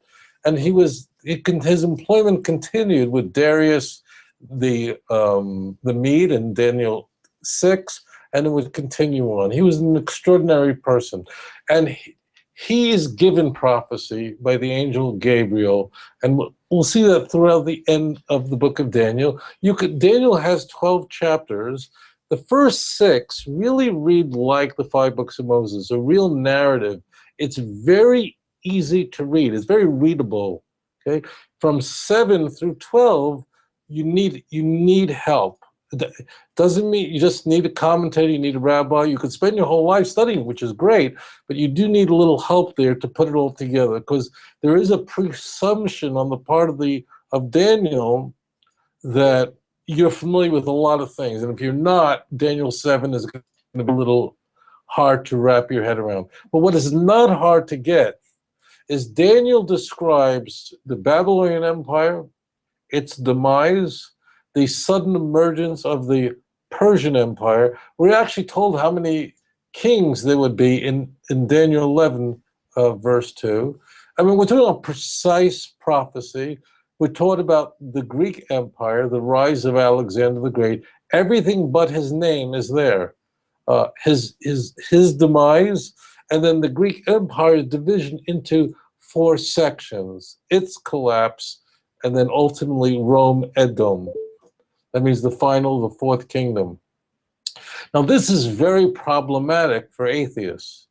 Believe me, I'm going to say this. I've spent my life talking to Christians. That is no secret, okay? I have spent a lot of time speaking to Muslims. I want you to know this. Atheists are the biggest fundamentalists out there. Southern Baptists have nothing on atheists. I just tell you that. And I want you to know that you Sunni and Shia students of mine, Muslim students, you ain't got nothing on atheists. They will rip your head off. They will fly after you like you have no idea, because they are. I mean, these are not nice passive Amish. These are very aggressive people. So what they have a big problem is, if Daniel lived when Daniel prophesied this, and much of this we're saying Daniel prophesied it. Technically, Daniel is not speaking, but an angel is giving him this information. But the information we find in Daniel couldn't know about this because he lived in the Babylonian Empire. How would he know about? He knew about the Persian Empire because he would see the emergence of the Persian Empire.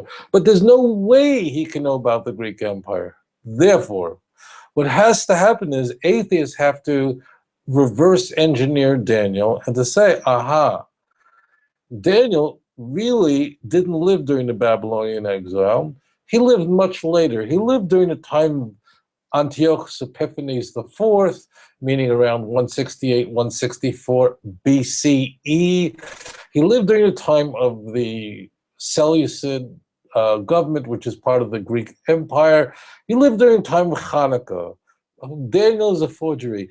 This is very attractive to atheists. It solves a big problem for them. Because if Daniel was written during the Babylonian exile, if it was written then, that means that you have to believe in the God of Israel. There's no way in the world he could have had that kind of precise information. You understand? So therefore, atheists are in big trouble when it comes to Daniel, in the book of Daniel. This is not only unique to Daniel, this is true for other books, and they're going to do the same thing. So what they got to do is they can't let Daniel sit. Why? Because if Daniel lived during the Babylonian exile, I mean, that's when he's writing, that's when he lived, that's when everything went on, then you've got to put him, that if that is the case, then he had prophecy. No one could have known what he wrote. Now, here's the key point. Forget the color way. We're going to be moving with this over here. This is critical. Okay. So what they say is that Daniel lived after the fact, and it's a forgery. Okay. And therefore, if you say Daniel lived after the death of Alexander the Great, he lived after the division of the Greek Empire, so then he wrote it as a forgery, somewhere, let's say in the year 150 or something like that. He wrote it as though he wrote it in the year 2,500 years ago. That means 500 BCE. And bingo, you have then we can solve our problem and we can continue to be atheists. Okay, that's what they do. The only thing is, that's how you get into trouble. When you try to reverse engineer, it's the cover-up, stupid. That means this is where atheists get in huge trouble. If they'd shut up and leave the Bible alone. Now, I say shut up, don't be offended, but I'm just saying, don't mess with things you know very little about. You can't do that to Daniel for 50 reasons. I'm going to go through quite a few of them. It doesn't work. None of it works. Number one, and this is in no particular order, Daniel is one of the most widely attested books in the Bible by others, meaning, typically speaking, prophets do not speak about other prophets, even if they're contemporaries. Did Isaiah speak about Hosea? They lived at the same time. Hosea was a little older, but their prophetic careers did overlap. They didn't talk about each other because they may have talked about each other somewhere else, but it didn't make it into Tanakh, okay? Now, there are times when one prophet will speak about another prophet. There are, but you'd have to know your stuff. This would be like a Tanakh game show could you name when one book in the Bible names another book in the Bible? That's a tough one. Well, as it turns out, there are examples of that. Daniel is attested to 3 times in the book of Ezekiel alone, in chapter 14 and in 28. Now, Ezekiel lived in the Babylonian exile. So if these atheists want to shove Daniel to the Vietnam War, they got a big problem. We've got Yechezkel, the book of Ezekiel, who lived in Babylon, who's talking about Daniel. And by the way, Ezekiel, who lived in Babylon exile, he saw the destruction of the first temple. He was a great prophet. Ezekiel doesn't even talk about Daniel. It's like, there's a man named Daniel. He's actually saying, in a very passing way, sort of taunting enemies of God. You think you're as smart as Daniel because Daniel was a genius. Daniel was the greatest mind of his day. Nebuchadnezzar, the king of Babylon, knew that. So therefore, Ezekiel is just in the conversation saying, you think you know it. So then what we have eyewitness, and not even Ezekiel's not trying to even make a point. There's no theological point. Ezekiel is berating his opponents. I'm going to give you just a few examples of why this is all object nonsense. The second stupidity of this claim is, if you wanted to make this claim 100 years ago, you had problems, but not as big a problem as you have now. We have the Dead Sea Scrolls. The Dead Sea Scrolls date back to this period. The Dead Sea Scrolls were not written after Christianity. The Dead Sea Scrolls are from the 2nd, 3rd, and a little bit of 1st century BCE. Get that straight. This is not, no one disagrees about this point, okay? Daniel, the book of Daniel, was really important to the community who lived in Qumran. Why? Because there's lots of copies of the book of Daniel. That means Qumran community, most scholars identify this community as Essenes. They do not self-identify as this group. We don't even know what the word Essene means, but that's not germane to this program. But the key is they had the book of Daniel. In fact, they have many copies of Daniel. That means it was scripture. This wasn't, they're not reading some Barbara Tuchman, who's dead, but they're not reading some contemporaries. This was the Bible for them. This was the yummiest Bible because they were apocalyptic eschatologists. They loved Daniel. I mean, Daniel was everything to them. They wrote about it up and down. If he was living at their time and he was this was a forgery, how did he get into the Dead Sea community? That's obscene. Another point I'm going to make here. Why do these people do this stuff?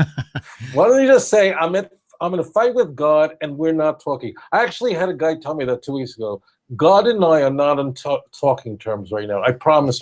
I'll never say who said it to me, but someone said to me, God and I are not on talking terms. All right, that's honest, but stop with this. The other part is I want to now go to Daniel 9, verse 26. Daniel 9, verse 26 specifically prophesies. Now, Daniel, again, is not speaking here. The angel Gabriel happens to be the narrator, is the one who's talking. And he is saying very specifically that the people of the prince, that's Rome, they're going to come, and what are they going to do?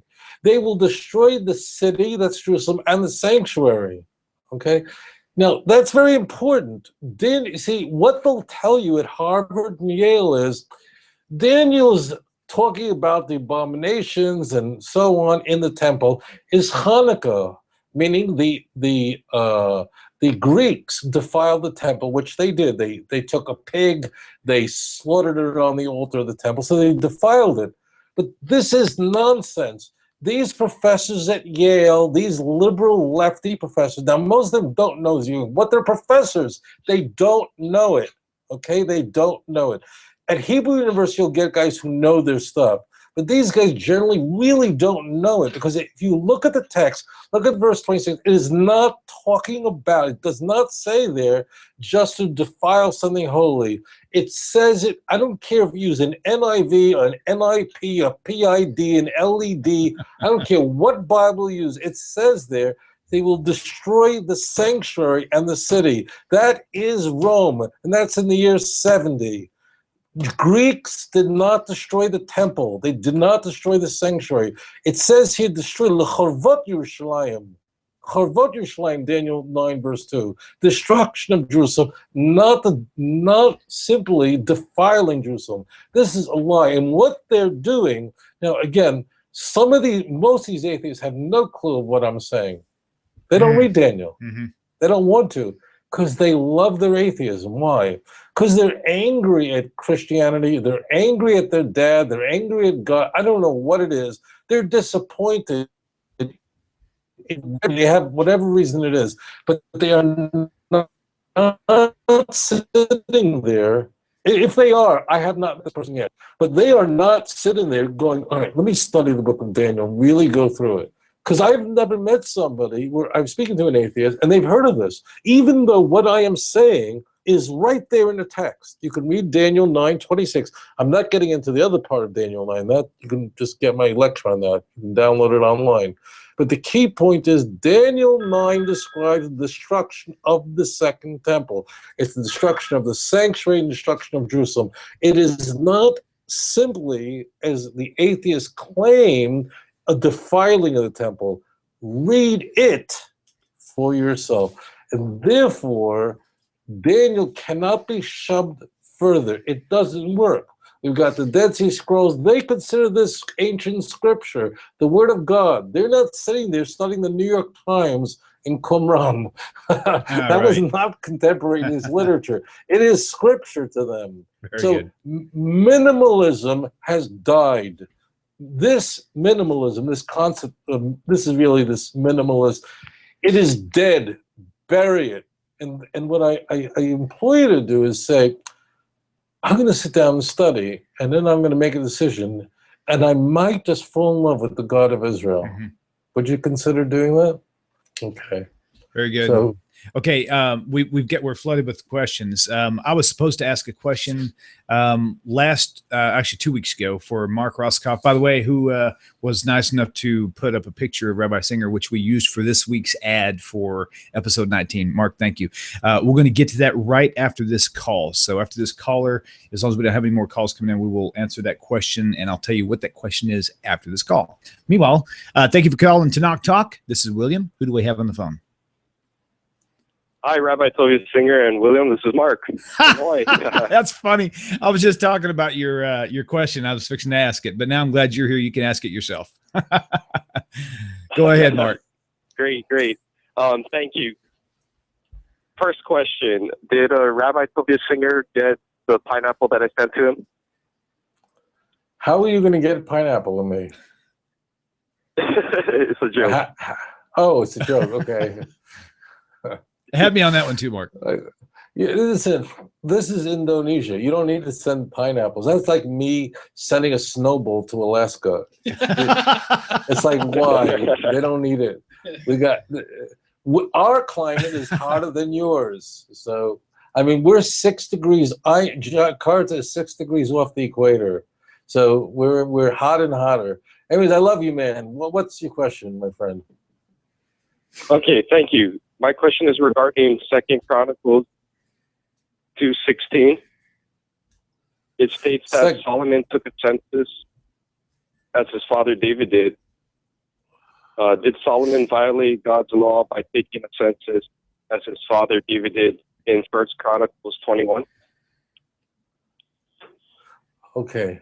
So, right. So these were, what is happening here is, in these cases,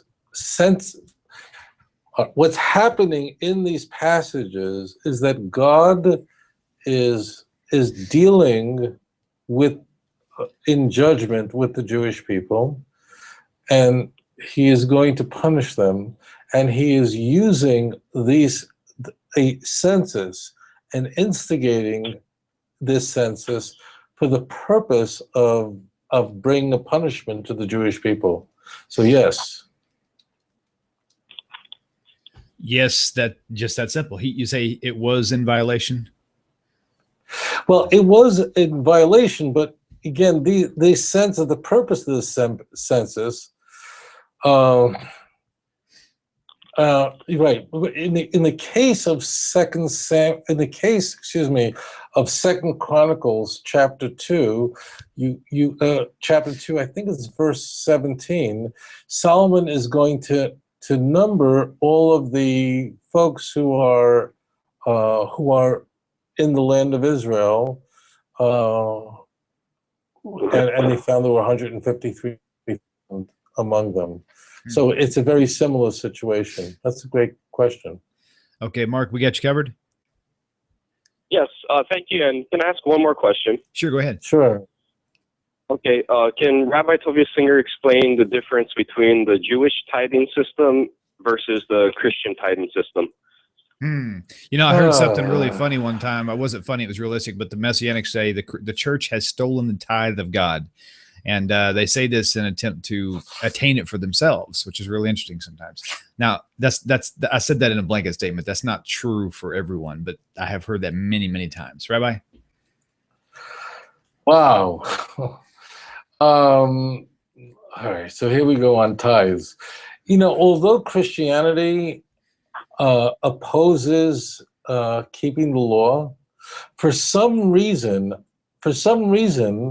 although the church doesn't keep the law on, like we have a commandment in the book of Numbers, in chapter 18 about giving tithe and so on, and that's part of the law. The church likes that law. They don't like the law about not eating pork or going golfing on Shabbos, but they like tithes. They're really into that. I don't know why. Could you figure out why? I can't figure out. Like, what's the attraction? But so the similarity is, of course, the church is saying that they are the new temple, and therefore, just as the Jewish people had to give 10% of their income to support the temple in Jerusalem, and bear in mind that the people of Israel were given a plot of land, unless you were from the tribe of Levi, a Levite, or a Kohen, which meant you're from the tribe of Levi. You were not given a piece of land. You were not involved in agriculture. You were not a landowner. You rented a home until the Jubilee, but you didn't own it. So the Levites and priests all depended on this tithing system, so that you owned a piece of land, and let's say you lived in Judea. So let's say you lived in Hebron. That means you lived in the tribe of Judah. Well, you had grapes, you were producing wine. 10% had to go to ensuring that the temple went on. The church likes tithing, and what they do also, I don't think this is germane to whether Jesus is the Messiah or not, but a lot of Christians complain about this. They don't like it. I don't go to church very often, so I'm not a big expert in this, but I'm told they pass around the plate, so it's in front of everyone, so people are shamed out of their skull into putting money in because everyone's watching what's going on, and they take it, and they're living a pretty good life, from this kind of system. But we're supposed to be giving charity also. We're supposed to be tithing charity. Now, Christians give charity. They do, they do give to the Red Cross. They do support the folks who were hit by a typhoon in the Philippines recently and so on. But that's not as important in the church as giving to the church. Now, some churches sort of churn this up really high, and they tell you, and they have like a prosperity message. That's really an investment. If you give to the church, you're going to get back tenfold or 100-fold. So it's almost become a stock market. It's laughable. And, I meet these pastors sometimes at interreligious, some are worse than others, some are, but some of these guys come in who are from the charismatic movement, and they're wearing $5,000 suits and they're driving $100,000 cars, and people don't have that kind of money. And I speak to a lot of people who've left the church who used to work for Benny Hinn and used to work for these guys, and they tell me how the money comes in and how the money, where it goes, and the prayer cloths that are made in China, how they're shipped out. It's a deal. It's a business. The church is very big on this because they build these massive cathedrals that are outrageous. People can't afford it. But what they're doing is they're upholding this law selectively from the Jewish scriptures, even though according to them, the law has been abolished. So you do not need to tithe for your salvation. But when it comes to tithing, you need it for your salvation, whatever. Well, it's because they like that. This is not, I don't want to, I know that this sounds, I'm not apologizing for anything, because everything I know comes from Christians on this deal. I mean, I could study Christian theology, all my adult life, which I have, but this is what Christians tell me is going on in the church. Even people who are currently Christians tell me that the amount of abuse is obscene and they're offended by it. Former Christians, of course, find it horrible, and many of them were former ministers, pastors or pastor sons, and they tell me, you have no idea what's going on in the church. And I've met people who work for the biggest names, biggest ministries out there, TV ministries. They work in the warehouse where the sacks of mail come in every day from some lady living in Jamaica who barely has enough money to put food on the table, and she's giving them. They're told that if you invest, this is the prosperity message, God will give you back 20-fold. What are you, like selling junk stocks? So that's the answer. There's your answer. Okay, very good. Okay, Rabbi, we got. I'm going to try to get this one more question, and we've got a bunch of them. And again, we have so many wonderful questions. It's hard to fit them all in our program. So this next one, which will be our last question for this episode, is from Facebook. It was from I think Google Hangouts. Adela Adams is a 50-year-old convert who only listens to Orthodox teachings and inputs. It says, I love all Jews, but I fear Hashem. So, in her halakha, she really reserves her ears for Orthodox teachings. She does have a non-Jewish friend who's kind of got an open ear to Judaism, but really listens to like Reform rabbis and conservative rabbis. And I'm getting the impression that this person tries to get her to listen to these because they're cool messages, but she doesn't want to do that. How does she explain her stance, where she's at, to this person in an effective yet humble way, non-offensive way? I don't really understand the question. It's kind of like the way I get it was kind of like if I like, for me being a future convert, and I've got like a brother or just an old friend who's like, hey, listen to this one pastor or whatever, or maybe listening to this reform that talks about, I'm going to throw this out there. Please don't hate me for this. This lesbian, Rebbetzin lady or rabbi lady who teaches, gay marriages is good, that sort of thing, right? How would I, peacefully, humbly present to this friend of mine the most effective way why I don't listen to anything but the teachings that I do listen to, which in this case would be Orthodox. Okay. Is that all right? So I think I get it here. That means this person is asking, I have a friend. This really can apply to anyone. But this person is asking, look, I've got a friend, and I'd like my friend to listen to Orthodox rabbis rather than Reform or conservative rabbis, because they feel that doing that will give them a much more traditional expression of the Jewish faith. And the Reform and conservative movement have made decisions, some of them in recent years, ordaining homosexual rabbis, forming gay weddings, and so on and so forth. And therefore, this person is concerned that the teacher is Orthodox. It is also important to understand that, there are wackos everywhere. And we got a lot of them, but all Orthodox Jews believe the same thing. There may be a difference of emphasis on modesty or whatever, but we don't have any doctrinal differences. That means we all believe the same thing. There isn't like you have in Christianity, this highly variegated religion on core belief systems. We may have issues where we disagree on how to apply the issue on whatever, but it's is it a good idea to go to college or not? Well, some very Hasidic Jews believe that sort of just completely severing any ties. The Torah says, do not imitate the chukas hagoyim, the customs of the nation. So they completely divorce themselves. Some Jews don't divorce themselves to that degree, but we believe the same thing. It's a question of its application. But the key is, this is I think, an easy question to answer, because the Reform and conservative movement do not claim that the decisions they've made are from God.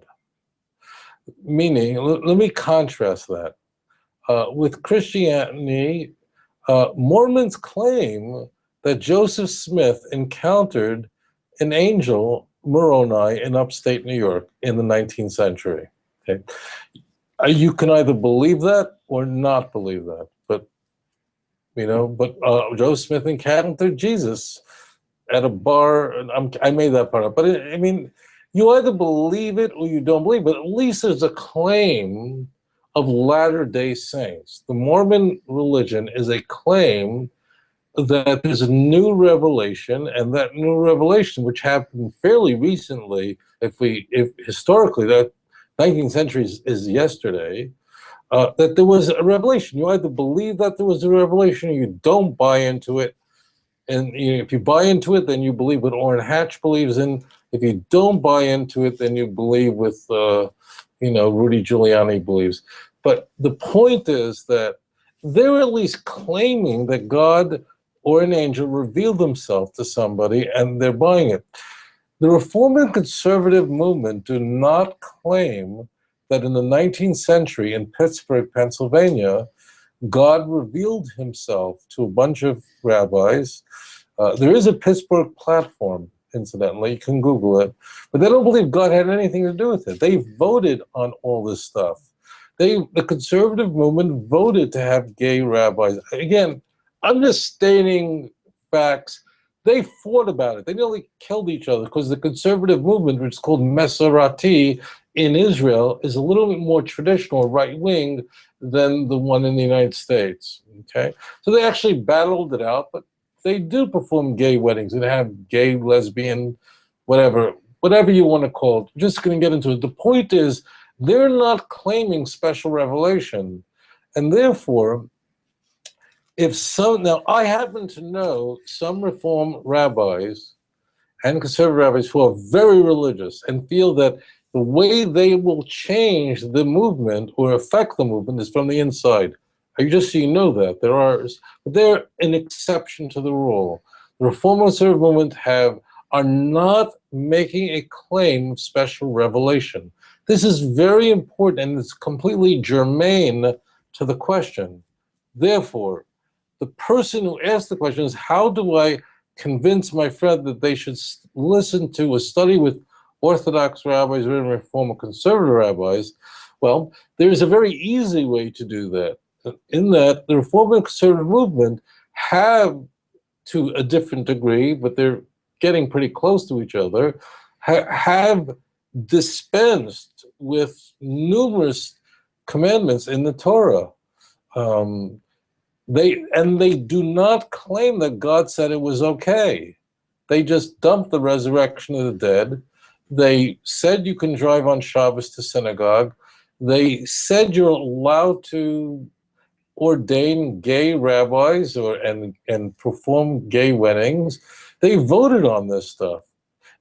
So therefore, if you explain it in that way, now they did it because whatever they felt. I'm not going to go into the history of what, why, when. Mm-hmm. Incidentally, I know people who were in the conservative movement, rabbis, who went, what?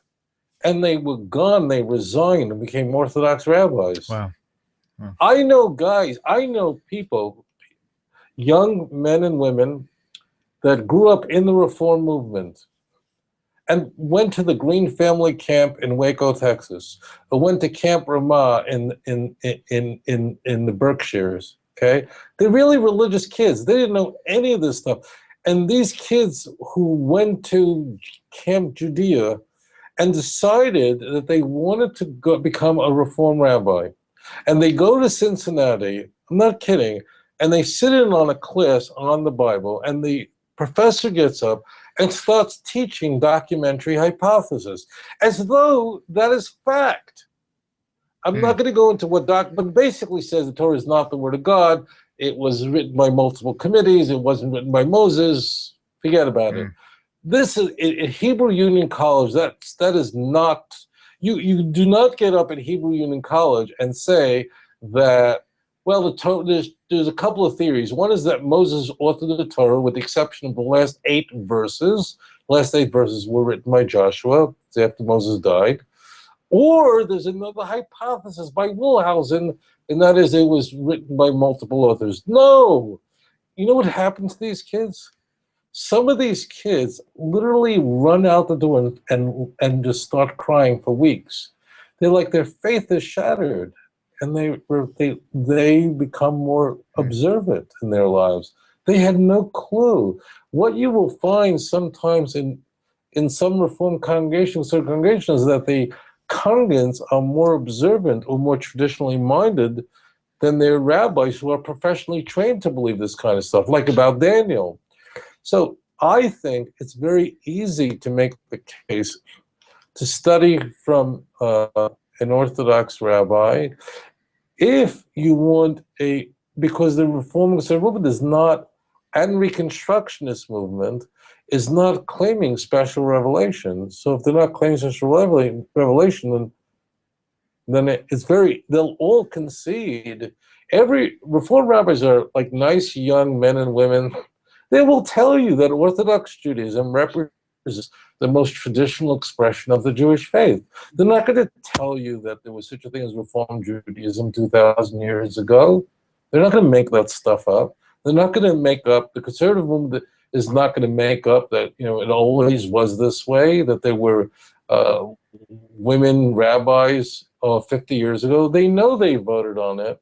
So therefore, they'll actually say it to you. I find today most Reform and conservative rabbis will say, look, if you really want something more traditional, there's a lot of people who come from the church who the only synagogue in town, the only temple in town is Reform, because the Orthodox one is 200 miles away.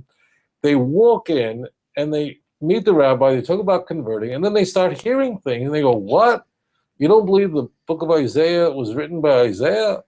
And the rabbi will very often say, look, if you want a traditional understanding of the Jewish faith, you really should be going to an Orthodox rabbi. The fight is over. It really is. Reform and Orthodox rabbis are not attacking each other today. They did when I was a kid. It's over. The war is over. The battle is over. Reform rabbis are not attacking. It's done. Right. It's very obvious they're right now trying to save whatever is left of assimilation. They have a big problem. The conservative movement is struggling bad right now. So it's very easy to make the suggestion to study Orthodox Judaism because unlike Christian sects that claim the Holy Ghost, the Holy Spirit, Mary, David Koresh, Mormonism, the witnesses, they claim special revelation. Reform and conservative movement does not. So therefore, no one's arguing that. All right, so there you go. So it's an easy case to make. Gotcha. Hey, I was going to make this the last thing. Something happened with me on Facebook yesterday. There was a post. Some guy has a video out there now who was apparently born Jewish and he was raised Jewish, and he puts off the impression that he is very well studied in Judaism and the Torah and the prophets, and he's made this claim about how he has now found that Jesus is the Messiah, and he went on for the first 2 or 3 minutes just talking about how he feels, and then he went straight to Isaiah 53 to prove his point, and which to me I thought that was really quite hilarious, because it's like to every religious Jew that I know of who knows Hebrew and who studies Tanakh and studies the prophets altogether knows that the context of that is completely different. And so in my comment range for them was the fact that this guy claims to be an Orthodox, well, he didn't really say Orthodox, but he claims to be Jewish and raised Jewish. For him to immediately go to Isaiah 53 to prove his point, does that throw up any red flags for you? Well, I actually saw that video. I don't want to go into whose video it is because I'm not interested in giving anyone any publicity. Okay. I mean, if you've seen it, you've seen it. If you haven't, you haven't. But there's really something very striking about that video. I usually don't watch these things because it's not that I'm not interested. It would be important, but I've just been studying this all my life. I've heard it all. I don't watch every missionary video, but this one is great. And I feel like downloading it and showing it whenever I'm teaching. Particularly Isaiah 53. The reason this video is fantastic for me and teaching is he actually slips. In the video, it's the guy with the beard, right? Yes. Okay, who's sitting in the chair. Okay. What happens in this video is he says this at the end of the video. He says that, I'm paraphrasing because I had no idea this was going to come up in the show. Our show on Tanakh Talk is completely spontaneous. Wink, wink. I'm kidding. We don't. But what happens is he says the following. He says something like this. If you just read Isaiah 53 and nothing else, you would think it's a Christian text. It's speaking about Jesus. That's what he actually says. He actually says that. Wow. Am I right or wrong? Did I make it? No. I think you're right about. Hold on. I am right about. I'm right about everything. I actually stopped watching it. I stopped watching it after about 2.5 to 3 minutes because I was just disgusted by it. I was just like, oh my God. No. Listen, I am going to use that video. Please do. Rabbi, can you hear me? Hang on one second. Check your wire, or I think through leaning or something, we might have disconnected a wire or something. No, it's like a clicking noise, or I don't think it's on our end. It might be. And I can't hear you. Yeah, it must be because it's my. This is a headphone jack, and I can't hear him at all. Hang on just a second, Rabbi. Yeah, please do, and send me your audio or your video file, by the way.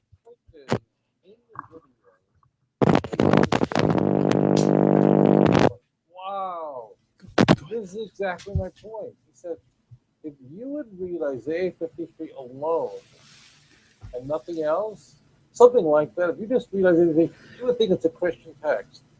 That's so true. That's the point.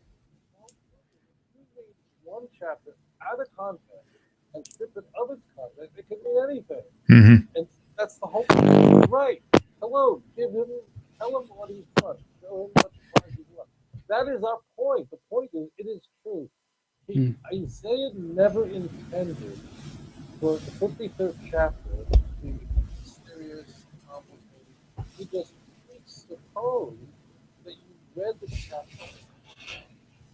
So with that assumption in place, of course we get the crazy thought. You read 41 all the way through. And therefore, he assumes that 53, you already know this in Israel. Read Isaiah 41, verse 8 and 9. You've read 43, verse 10 and 11. You read 44, verse 1, 21. 45, verse 4. 48, verse 20. And 29, verse 3. You're right. If you read anything before, it's going to be lost. You read it, you know exactly what my favorite chapter 5 is speaking about. wil'Liam. Oh, thank you. Hey, thank you, Rabbi. It's always a pleasure having you on, and we'll look forward to seeing you next week. And for everybody who's interested, tune in next week. We will bring up this topic once again because there's a few things I would like to find out more regarding this. We had a few little audio downplays there, so we're going to catch it next week. So join us every week, everybody. www.tenaktalk.com and find Rabbi Tovia Singer, outreachjudaism.org. So until next week, everyone, shalom, shalom, and Shavua Tov. כולם ביחד, חשוב מכל חשוב והכרחי להיות ביחד. איפוק זו העוצמה, ויתור זו הגדולה, השאיפה והכמיהה. אני אתה תן תמיד תמיד כולם ביחד, חשוב מכל